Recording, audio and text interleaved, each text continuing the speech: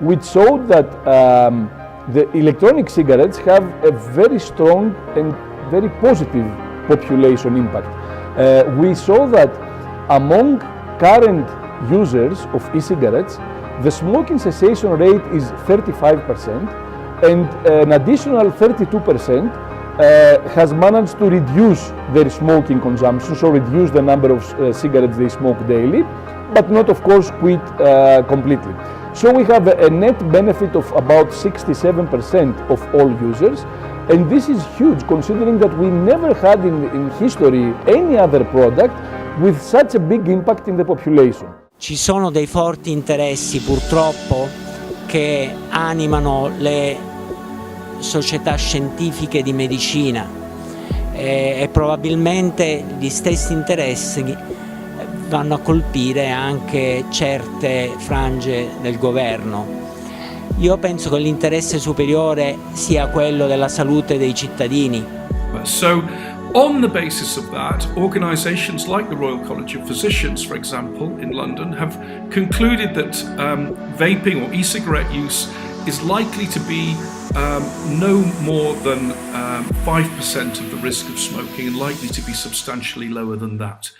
El Dr. Moore, que tiene 30 años de ser cardiólogo, es director del Departamento de Cardiología de la Fundación Santa Fe de Bogotá y en 1995 fue distinguido con el premio Guillermo Lara Hernández en el Congreso Sudamericano de Cardiología. Desde hace ya varios años se ha dedicado al estudio de las enfermedades cardiovasculares y las causas y recomienda que para evitarlas se debe aprender a comer sano, hacer ejercicio y si la persona fuma es importante que lo deje de hacer y los vaporizadores son la ayuda que muchos esperaban y es que son muy fáciles de utilizar, solo se cargan y se cambian los diferentes líquidos con una infinidad de olores y sabores.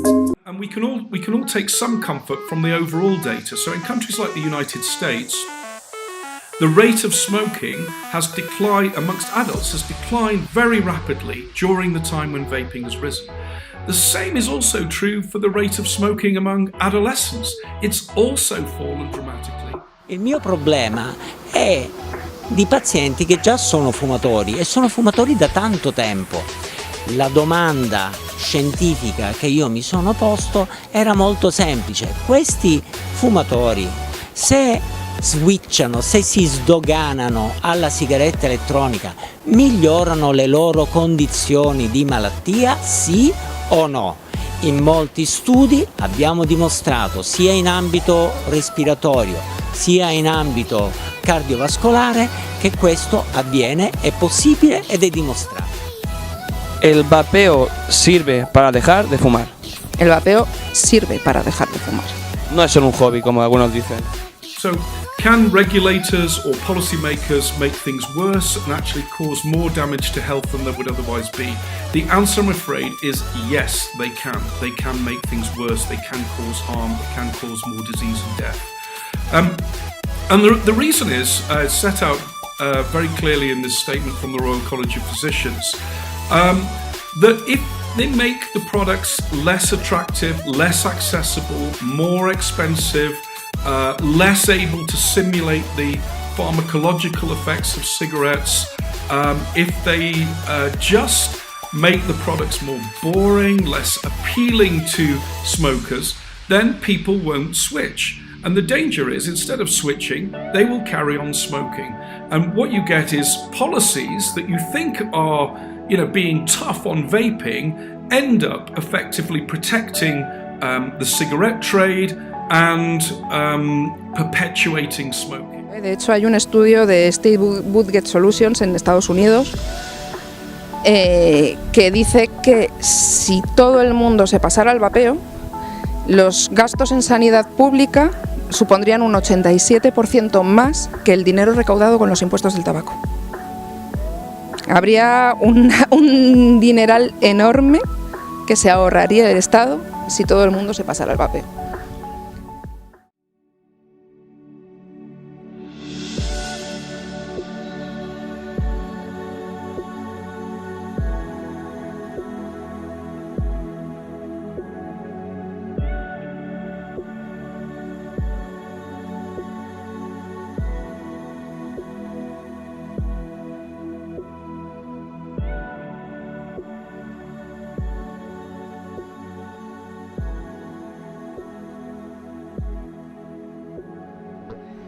científicos de la Universidad de Valencia han elaborado el primer estudio español sobre el cigarrillo electrónico.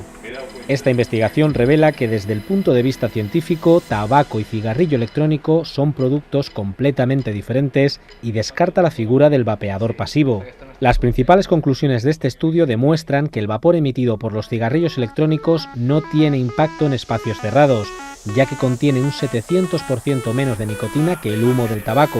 Así lo explica Miguel de la Guardia, catedrático de Química Analítica y responsable del proyecto. Que la cantidad de nicotina que estamos exhalando en el caso del vapeado es bastante más pequeña, estamos hablando de un 450% o de un 700% menor que en el proceso de fumar. Y de todas maneras, si nos fijamos en la glicerina y el propilenglicol, bueno, pues a lo mejor habría que haber prohibido el uso de nieblas en fiestas, discotecas y en el teatro.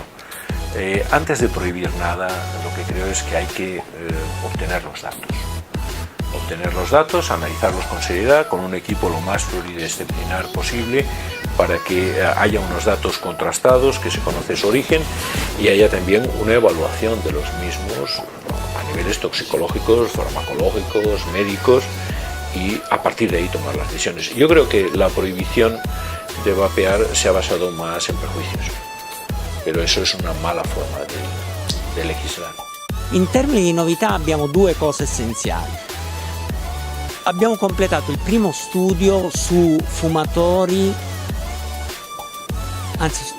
su svapatori che non hanno mai fumato in vita loro, e li abbiamo seguiti per 4 anni. I dati spirometrici e di TAC del torace non dimostrano alcun danno in questi pazienti che hanno svapato per almeno 4 anni. Ok, questo non vuol dire che le sigarette elettroniche sono risk free. Tutto quello che noi consumiamo oggigiorno non è risk free, però sicuramente la sigaretta elettronica è un prodotto dalle 80 alle 95% di volte meno dannoso della sigaretta combustibile. Ho grande rispetto delle persone e dei fumatori, punto numero 1, quindi è una scelta personale quella di fumare o meno. Bisogna però ricordare che il 50% dei fumatori prima o poi va incontro a una malattia fumo correlata.